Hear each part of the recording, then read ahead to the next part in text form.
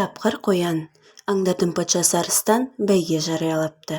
Бір қазан суды қайнатып қойып, осы суды кім ішіп қойса көп сыйлық беремін деген шарт қойыпты. Аңдар бірінен соңы бірі келіп, қанша өжеттенсе де қайнап тұрған суды ішуге батылдары бармапты. Ең соңында қоян келіп, қып-қызыл шоқта тұрған қазанды көтеріп алады да, ыстықтай ішуді жақсы көремін деп шаншағына қарайды. Енді шеше ғой дейді аңдар таңырқап. Қоян ұзынан ұзақ қаз-қата тізіліп тұрған аңдарды жағалай жүріп, мінекей достарым, мынау ыстық су, көздерімен көріңдер деп бас-басына көрсетіп шығады. Сөйтіп қоян аңдардың бас-аяғына дейін аралап шыққанша қазандағы су суып қалады. Сол кезде қоян басынан бірақ көтеріп сіміріп алады. Шошыған аңдар ауыздары ашылып, көздері жұмысады.